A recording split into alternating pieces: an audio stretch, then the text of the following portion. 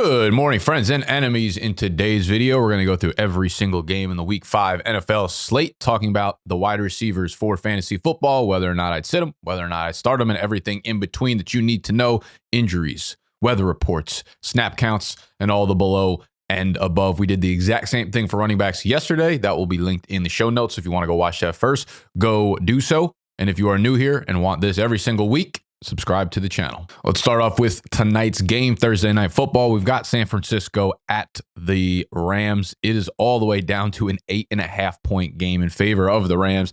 They are at home. Obviously, that has all to do with the slop show that is the injury report for the Niners. Right now, we've got Brock Purdy out. We've got Ricky Pearsall out. We've got Juwan Jennings out. We've got George Kittle out. We've got Brandon Ayuk out. This entire video will go too long if I continue to go down the injury report, but it's not looking good for the San Francisco side of things. We are here to quickly rank the Rams receivers. Puka's lines are just absurd at this point. I mean, 96.5 receiving yards, 8.5 receptions. I mean, we're talking about like peak Tyreek Hill type numbers. Cooper Kupp during 2021, of course, like it just don't get much better than Puka at this point. Devontae has basically just been a pure 4 for 56 and a touchdown almost every single week. And it's like, I want to say the touchdowns can come and go, but he is also being targeted more often than any receiver in the NFL inside the 10-yard line. So it is very clearly a part of their game plan right now.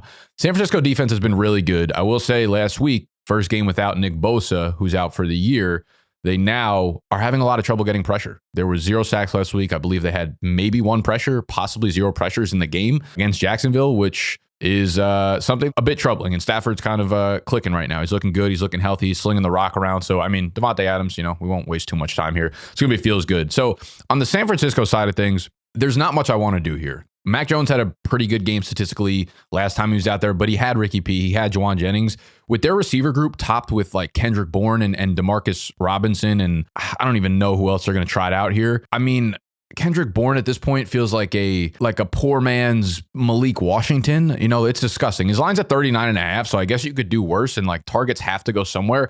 I'm gonna be honest, if I'm picking a flex play, if I'm starting someone in that lineup, it's a tough choice between Kendrick Bourne and Jake Tongas out there at tight end. I think he might get some targets in this one. Regardless, if you are starting one of those guys, you are in trouble. Let's move to the international game. We've got Minnesota versus Cleveland. Minnesota 4.5-point favorites. This is in England. Of course, we got winds around 15 miles per hour, but it's a fairly closed up venue in Tottenham. So not going to be a huge impact there. Now, the biggest note that I think we need to go through quickly is while Minnesota's favored in this game, the over-under is 36.5, which is an awful total for a game, obviously extremely low, probably one of the lowest of the entire season, if I had to guess. The Minnesota offensive line is in hell right now.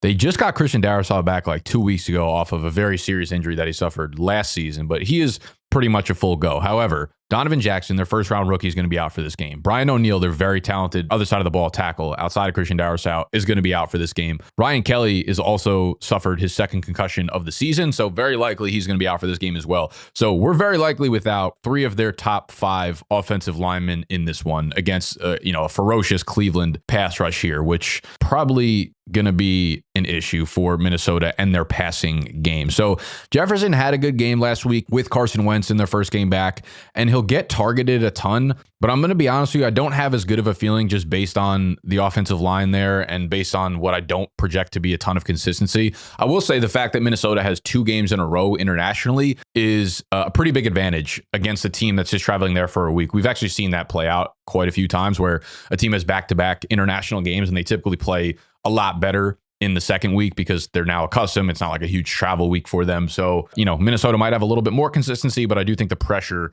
that's going to be put on Carson Wentz could be extremely problematic for the passing game. So yeah, he's going to go into the feels good category just because of the inconsistency of the passing game in Minnesota, but he's going to be at the very, very top of it. I mean, his line is still extremely strong, 70.5 yards. I just don't know how many points are going to be scored in this game. And then you've got Jordan Addison, who came back to a really strong start last week. Limited volume, did connect on that really big play. So I think that's always, something that could just pop in this one. Addison's line, though, if you look at it, man, if we're just looking at Vegas here, 42.5, 3.5 receptions. That's not much higher than Kendrick Bourne here. So while I do like Addison as a player, I'm not in love with the matchup. He's going to go into the dub flex tier because he can pop off for one of those big plays any given moment and give you a week winning type of play, but he's going to be at the very bottom of the dub flex tier. On the flip side, for the Cleveland Browns, we have Cedric Tillman, who's out for a couple weeks with the hamstring strain, which leaves a lot of targets to be had for a dude like Jerry Jeudy. And while the offense isn't great, and they do have Dylan Gabriel starting at quarterback now, we got Flacco out, so maybe they go a little bit more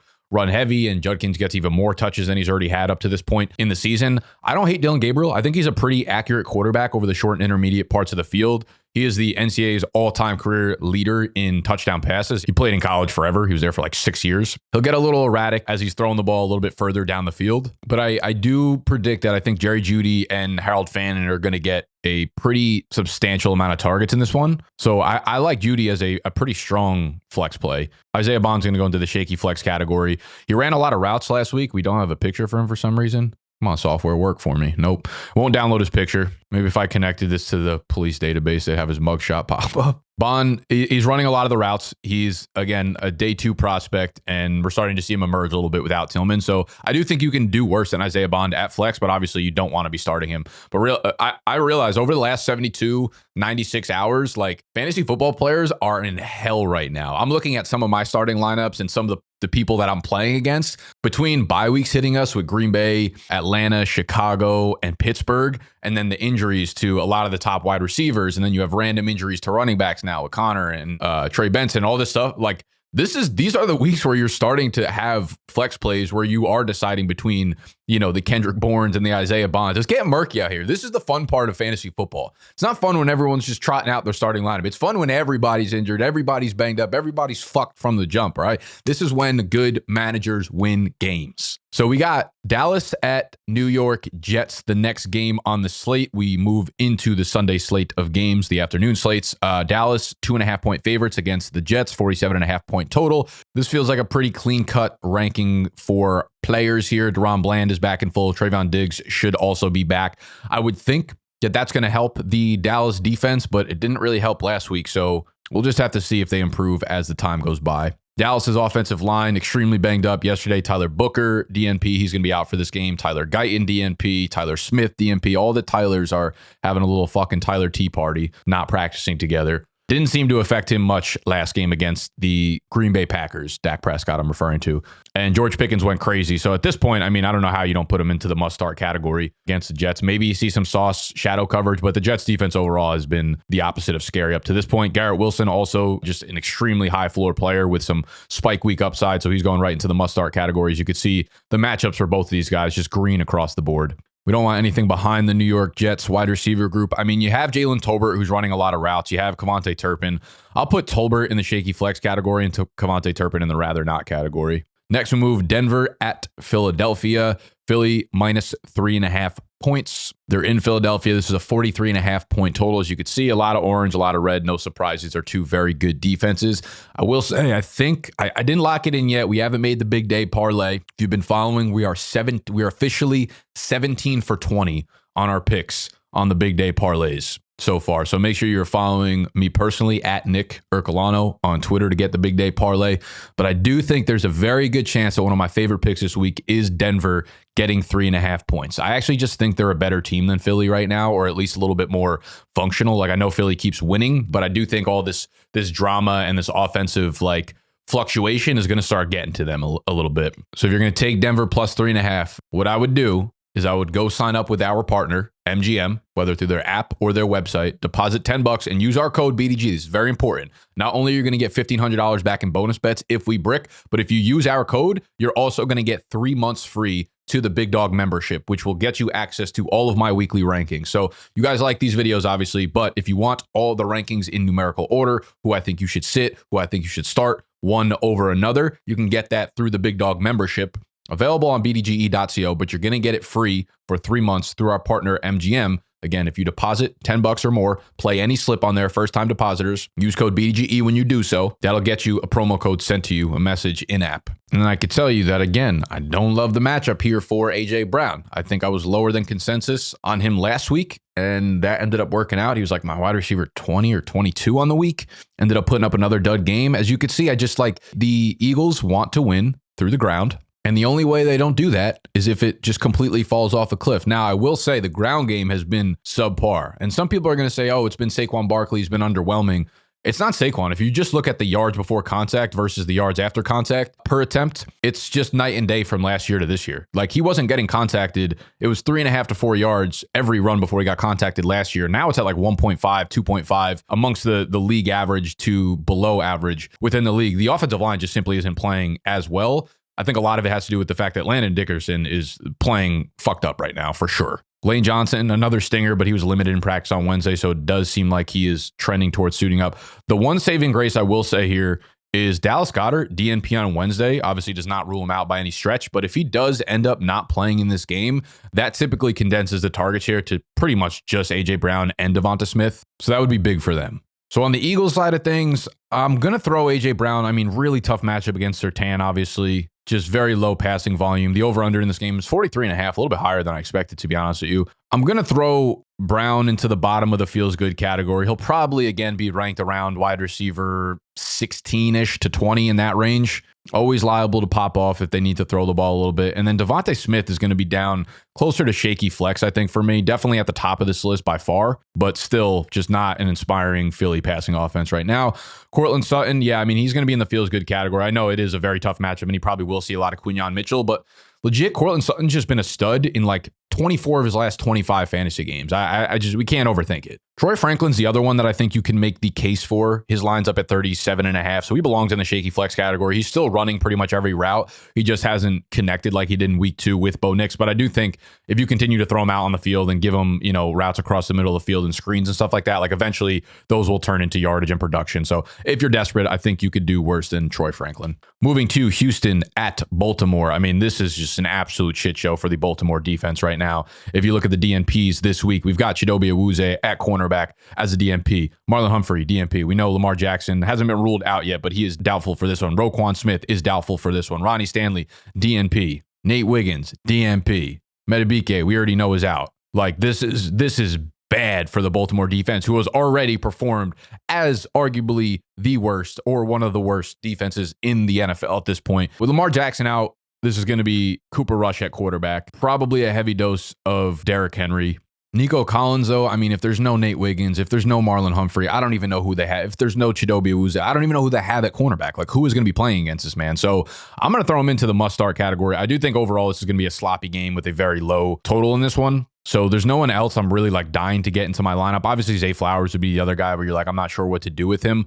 Honestly, I'm not overly concerned. I do think it said Derek Stingley was a DNP, although he was multiple DNP'd last week and then ended up playing. But yeah, DNP to oblique. But he was DNP Wednesday, Thursday last week, ended up getting a limited in on Friday and then playing through it. So I guess I'm not overly concerned with the early DNP for a guy like Derek Stingley. That being said, it's Cooper Rush at quarterback. Though I think there's a chance that, we saw Cooper Rush and CeeDee Lamb last year, and he would just hyper target CeeDee Lamb. And CeeDee Lamb had fine games. So I don't want to overreact to Cooper Rush being at quarterback for Zay Flowers, because at the end of the day, I think they're going to have similar, like the upside, obviously the ceiling case for this offense is completely zapped without Lamar Jackson. But in terms of just passing volume, I don't think the difference is going to be that drastic, because Lamar really only throws the ball, 22 to 26 times a game if they're in a regular game script. So I think that's around what Cooper Rush will end up having. We don't have lines up, unfortunately, for the receivers in Baltimore, probably because there hasn't been an official ruling for Lamar Jackson being out yet, but I'll assume he's out. And I still think Zay Flowers is very much worthy of being in your lineup, to be honest with you. I still think he probably finishes with like a 5 for 60 day. Rashad Bateman, yeah. I mean, listen, anyone else that you have in here is like, we can throw Christian Kirk into the rather not because he's running all the routes, but everyone else is like a big nope to me. We got Vegas at Indianapolis right now. The Raiders are 6.5 point underdogs, 47.5 point total. Another game that I kind of just want pieces in. Looking at the practice report, Alec Pierce was a full participant. I don't think he cleared the concussion protocol yet, but I think he will by Friday. He's trending towards that way, which would put Adonai Mitchell back on the bench. Kenny Moore, again, being out is a very like low-key big hit to the Colts secondary, and we saw Matt Stafford chew them up last week. So Jacoby Myers is going to go right back into the feels good category. I know he had like a semi-underwhelming performance last week, but I feel great about him. I think at this point, Michael Pittman, like I know his numbers are not there per Vegas, but I don't see a world where you have Michael Pittman and you're not starting him. So he's a must start for me. Trey Tucker, another guy similar to a lot of these players in here where they're running all the routes. He's viable to pop a big play any given week. So he's going to be a shaky flex for me. Josh Downs is what a disappointment. He's going to be at the very end of the shaky flex tier. And then the rest of the guys, we're going to be a big nope.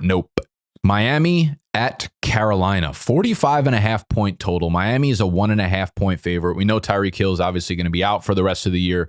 Mr. Storm Duck, the quarterback for Miami, is still out. Chuba Hubbard with a random DMP. That shit hurted. Jatavian Sanders is dealing with a high ankle sprain. I don't think he's going to play in this one. After that, it's pretty much wheels up for everybody. So you have to imagine Jalen Waddle now steps into a Tyreek Hill-ish role. And listen, if you have Jalen Waddle going against the Panthers, while they've been very good against the pass, I just think his volume floor is going to be so high. So again, I just don't see a world where you're sitting Jalen Waddle. Tedero McMillan, great matchup against the Miami Dolphins passing defense, bottom 5 in EPA per pass allowed. So while we haven't really seen spike weeks and they're not really throwing touchdowns, I expect this to be a very good game for Tedero McMillan. I guess the only real conversation behind Waddle is what we're doing with Malik Washington, what we're doing with Nick Westbrook-Ikhine. As you can see, the numbers are not very fruitful for either of these guys. Malik Washington's line is 32.5. Nick Westbrook-Ikhine's down to 21.5. Yeah, he's a rather not for me for sure. I think you can do worse than Malik Washington. Again, I still think these guys are going to split snaps. I think it's going to be a very two tight end heavy team for Miami on the offensive front. Like I think they're going to have Julian Hill in there at tight end and Darren Waller as he gets more snaps and acclimated. Waddle will be an every down player, and then Malik and NWI will probably shift snaps depending on where Waddle is aligned in the offense. If Waddle's outside, Malik will probably play the slot. If Waddle's inside, then Nick Westbrook-Ikhine will play the X. But I mean, at the end of the day, I think like Malik Washington is similar to Kevontae Turpin, where he'll have some schemed up touches. Maybe he breaks a big one over the slot and ends up, reeling in 4 for 60 or something like that. But I don't know. I'm not overly optimistic about Malik Washington or anyone in this passing game besides Jalen Waddle and Darren Waller going forward.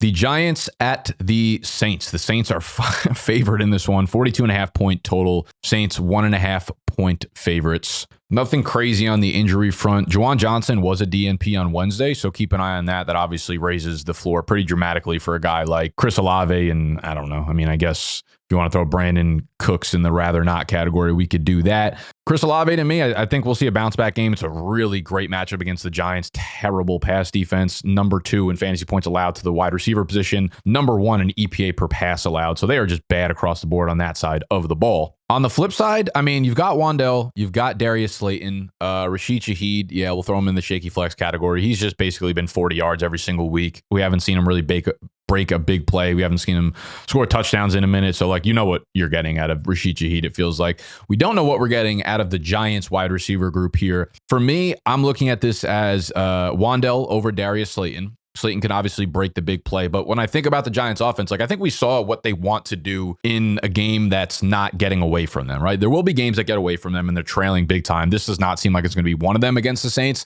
We saw them in the game against the Chargers last week, and what it amounted to was like 40 plus rushing attempts between Cam Scatterbo, Devin Singletary, and Jackson Dart at quarterback, and like 20 pass attempts. So in games where I think they have it within reach, I think that's going to be the split that they try to go with. Overall, I think I trust Wan'Dale Robinson as a flex, to be honest with you, if you're in a full PPR league. If you're in half or standard, then I think both of them go into the shaky flex category. Darius Slayton, I'd play him over like the guys tonight. Like I definitely play him over like a Kendrick Bourne. I'd play him over Jalen Tolbert. I like Trey Tucker a little bit, but I play him over a lot of these other guys because, again, I do think in the games where he played without Malik last year, different quarterback, of course, just different situation. He played really well, but this is how I'm looking at it. Wan'Dale's a dub flex if you're in a full PPR league. If you're not, then he moves down to the shaky flex for me. Next up, we got Tampa Bay at Seattle. Tampa Bay, 3.5-point underdogs in Seattle, traveling across country, 44.5-point total here. For the practice reports, we've got a lot of DNPs across the board for both sides of the ball right now. Devon Witherspoon and Julian Love, both DNPs for Seattle's secondary, though Julian Love came back and played last week, so I'd assume he's fine unless he retweaked his hamstring. For the Bucks, we've got a DNP for Baker, which we're not concerned about. Sterling Shepard was a DNP. Bucky Irving is shaping up not to play, and we know that Mike Evans is obviously not playing in this one. I mean, it's a really tough matchup. Seattle's defense is awesome. As you can see, it's just all red across the board. They're bottom 3 in fantasy points allowed to the wide receiver,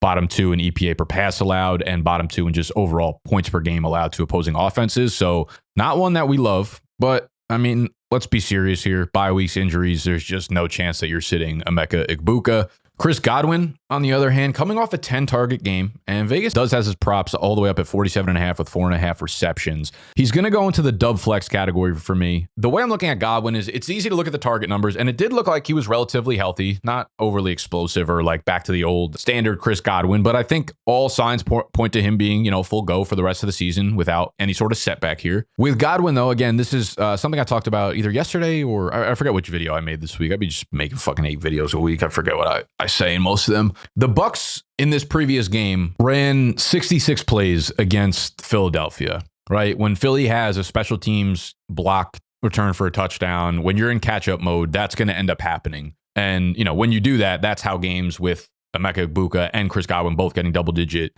targets end up happening. So I do think the numbers from last week a little bit inflated. So I do think the target numbers are going to come down a little bit for both guys in a very tough, probably low scoring environment all the way across the country in Seattle. But again, I'd start Godwin over most of these guys in this tier, and I feel relatively good about it given the state of fantasy football right now. JSN, of course, is going to go into the must-start category. Tampa Bay's defense, though, has been good. Cooper Kupp's been ass. He's going to be a shaky flex, and then Torrey Horton's going to end up being in the rather not category. As far as Sterling Shepard as well, he's clearly like the 3 or 4 in the pecking order at best right now. Didn't perform very well in his first game that could have gotten opportunity in, but yeah, he's going to be a rather not for me. Next up, we got Tennessee at Arizona. Arizona 7.5 point favorites. Tennessee's defense is atrocious. It is a 42.5 point total. The only thing I'm really looking at here is Will Johnstein. He was a limited participant on Wednesday, so trending towards him being back, which I think is a big piece of this Arizona passing defense. Marv is coming off the good game. I don't want to, again, I think all fantasy players are going to be way too overreactionary about Marvin Harrison. And everyone thinks a guy makes a big play and everything is fixed. Not the case. I think most things align though, right? You got a great matchup versus Tennessee. They're at home, which I like. His number, 50.5 point total. He's going to be a dub flex for me. He's going to be at the very top of this list for me based on the matchup, based on what we saw last week, all that kind of stuff. I just will never, ever trust this passing offense. So he's going to be down there. I mean, at this point, Calvin Ridley, Alec Ayumaner, I don't think you could really do anything with this passing offense, unfortunately. Last week, we saw, I don't know if it was an injury. I don't know if it was game script. I don't know what it was, but Ridley's snap counts fell to, he was playing 40% of the snaps. So I just don't know how you could play. I'll put Ridley down and rather not. I'll put Alec Ayumaner down in the shaky flex category, but I don't really want to play any of these dudes. Next up, we got Detroit at Cincinnati. Detroit 10.5 point favorites, 49.5 point total. The Bengals are horrendous with Jake Browning. Shout out to everyone who was like, Jake Browning is going to be pretty good because of that one quarter we saw against the Jacksonville defense with Jamar Chase. Shout out to you. For Detroit's defense, I will say Kirby Joseph starting with a DMP and DJ Reed got put on the IR, which is sneaky a very big hit to their secondary. I will say, the biggest concern I had as soon as Jake Browning went out and got hurt, I was like, we're fucked. If you're a Chase owner, you're a T. Higgins owner, I have almost no optimism over the next couple of weeks. That being said, while the Detroit Lions defense is good, pretty damn good, I have more optimism about the passing game this week than I did in the previous 2 weeks. The other two matchups, I expected almost nothing out of Chase and Higgins. So I will say, I think you can throw the ball against the Detroit Lions. So Jamar Chase, I don't think verbatim, I would say I feel good about having him, but he's definitely going to go into the feels good tier. And I'm cautiously optimistic about his week 5 outlook. I think I'd put him pretty heavily up here. It'll probably be within my top, 15 to 12 wide receivers on the week, despite the way that the games have gone the last couple of weeks. Jameson Williams is a really tough one, man, because he is just so underperformed. I think they're taking deep shots to him, but they're not getting him involved really on a PPR basis. And I want to start him because the matchup is phenomenal, but I'm actually going to throw him in the shaky flex tier. He's going to be at the very top because the matchup is so good. My worry is Detroit just goes so run heavy because you could just do that against the Bengals. And I could see David Montgomery having 15 carries, Jahmyr Gibbs having 20 carries. And it's just very hard to predict how the passing game ends up splitting up behind Amon-Ra St. Brown, who always gets his. And then underneath Jamar Chase, we've got T. Higgins. And I actually think T. Higgins is a fine shaky flex play who's going to be at the top of this tier as well. It's clear that T. Higgins is having so much trouble performing without Joe Burrow. But Jake Browning really likes T. Higgins. He's taking a ton of shots downfield. Eventually, one of those is going to connect. Like in the first game where Burrow was out and he threw that deep ball to T. Higgins and they connected for the touchdown, one of those is eventually going to break in the right way for T. Higgins. So again, I think the Lions defense is a little bit easier, especially without DJ Reed, than the last couple of matchups have been for them, especially at home. I think we'll see a little bit, I don't want to say a huge bounce back, but a little bit of bounce back for this passing game, at least statistically speaking. Next up, we got Washington at the Chargers. Terry McLaurin with another DNP, Deebo Samuel with a DNP as well. So we'll just have to keep a quick eye on how those progress. I think the biggest talking point, to be honest, is going to be the offensive line for the Chargers. We got Joe Alt with a high ankle sprain. We also have Rashawn Slater obviously out for the year. Justin Herbert's going to be under a lot of pressure. He has been the last couple of weeks, especially against the Giants' ferocious pass rush without Joe Alt. So their offensive line is kind of going to be in shambles. And I do wonder if that makes things different for a guy like Quentin Johnson. Like his ADOT is up in the 13.5, 14 range where they're throwing deep shots to him.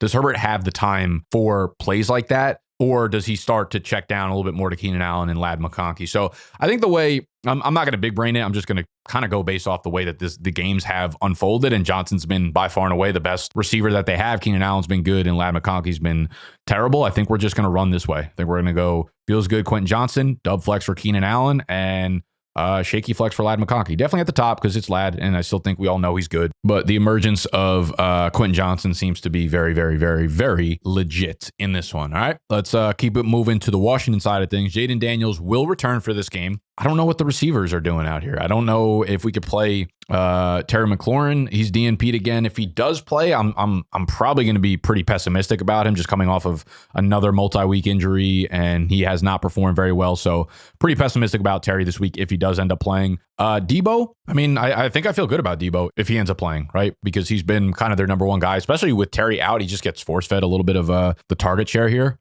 And then lastly, we've got Luke McCaffrey, man. Luke McCaffrey scored in back-to-back weeks. However, he's still only playing on like 30 to 35% of the actual snaps. So like completely unreliable in fantasy. But let's give him a little bit of respect if Terry don't play. We're going to throw him into the rather not category. Next up, we got the Sunday night game, New England at Buffalo. Buffalo is 8.5-point favorites. Stephon Diggs is starting to get a little bit more acclimated into the offense, becoming a full-time player. We saw his first kind of like breakout game. Do we get the revenge game narrative going here? I don't know. I mean, I think it's easy to look at 1 week and be like, yeah, we're back in on Diggs. I'm looking at the guys in this tier, and I don't feel as good about Diggs being consistently good as I do like a Keenan Allen, right? Like, no way I'm starting him over a Jerry Jeudy or even a Zay Flowers or the backup quarterback. So Diggs, I think I'm going to throw him into the shaky flex category. I think he's definitely startable. Vegas has pretty strong numbers for him at 48.5. He'll be at the very top of the tier, but I'm still skeptical about it. Khalil Shakir just keeps getting it done week in and week out, and he's starting to develop into that number one target for Josh Allen. So I feel pretty good about him being a very, very high floor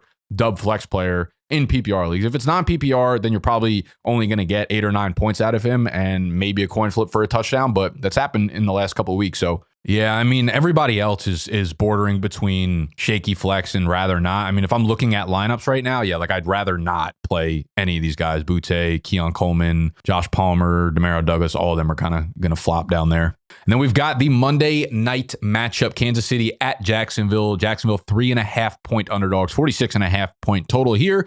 We do have this weather alert, which is kind of the standard weather alert that we've seen basically every single week when Jacksonville's playing at home. A typical Florida chance of a downpour, especially early in the game. Winds around 10 miles per hour. I'll need a pregame radar check to really know about the chance for rain, but I'll say my overall concern here is low. So Vegas just keeps putting Brian Thomas's numbers up at like 60, and he just like never really gets there. So shout out to them for that dumb shit. But Kansas City is just not really a very scary defense anymore, especially their passing defense. So honestly, BTJ, yes, he has not had his like big game yet, but I got him on my team and I'm still going to roll him out. I will say, like, if I had all of these players on my team, I'm probably starting all of them over a BTJ, though BTJ would probably be at the top of this tier. Xavier Worthy, I mean, I feel great about him after last week. The involvement that he had, the targets, the rushing attempts. I mean, they had some deep shots to him as well that didn't connect that could have had even more of a ceiling for him. So Xavier Worthy feels like a borderline a must start at this point until Rashee Rice returns. We don't have any practice reports yet for the game because it's on Monday, but De'Ami Brown could be a little bit of a piece of a puzzle here. He's been good the first few weeks and then sat out last week, which condensed the target share quite a bit, but not that I want to play anyone in Jacksonville behind Brian Thomas Jr., so they're both going to go into the rather not category. And Travis Hunter, same thing. He's just simply not involved in the offense enough. For Kansas City, little bit tough to get a read on this, and I'll tell you why, because in Xavier Worthy's first game back, he played the majority of the routes. Hollywood and Juju both split as like part-time players. So in Worthy's first game back in week 4, here's how the route percentage broke up. Juju Smith-Schuster led the team, running 83% of the routes on dropbacks. Worthy was at 71%. Hollywood Brown was at 60%. So unfortunately, after the awesome start for Tyquan Thornton, he dropped all the way down to 38%. So seemed like he was a little bit of the odd man out. They'd rather use Worthy and Hollywood Brown on the outside, which is kind of unfortunate because Tyquan Thornton was kind of sick, but it does mean like when Rashee Rice is out, he's pretty much unusable at that point. So Juju running a lot of routes out here. I don't even have him in the database right now for some reason, but he'd be pretty securely in the rather not. I mean, the Jacksonville defense has been good against the pass. So it's not one I'm like overly excited to get a bunch of guys in. I do think Hollywood Brown can get into the shaky flex category. He has about 5 targets per game, but you could do worse. And unfortunately with Tyquan, like, you know, had he run 60, 70, 80% of the routes, I'd actually feel okay about him. I throw him into the shaky flex category, but you know, going off of just last week, if we're projecting him to get 40% of the routes, there's just no way you can put him in your lineup. All right, so that is every single game for week 5. Let's move into poster mode so y'all could see everybody at once. Clean. Ain't no fucking chance y'all could read that. All right, well, you're going to have to settle for the rather nots being all the way cut off on the bottom there. But if they're not on this list, then guess what? I'd rather not put them in my lineup. You got the must starts, the feels good, the dub flex, and the shaky flex. Hope you guys like these videos. I do appreciate, you know, every time you guys drop a comment and just say thank you for making these videos. I'm, you know, trying my best to kind of wave you through the storylines of the NFL season from how I see it, from my fucking big brain. So if you do appreciate, you do like these videos, hit the thumbs up button. Again, I do look at those numbers. I see which videos that you guys have the highest percentage of thumbs up on, the highest raw volume for them. And of course, if I look back at this season and you guys like these videos a lot, and then I can do similar videos like this leading up to, you know, drafts in the summer where they're ranking videos similar to this. So if you're new here again and you enjoy the video, subscribe to the channel, hit the button that looks like this. And most importantly, if you want to get our weekly rankings, which are up and live on the site right now for your sit start decisions, become a Big Dog member, bdge.co. Cheapest way to do it, free for 3 months. Hit MGM. As a first timer, deposit $10, use code BDGE, play any slip on there. They're going to hit you with a promo code for 3 months free of the Big Dog membership. All right, I'm out of here. I love y'all. Smoochies.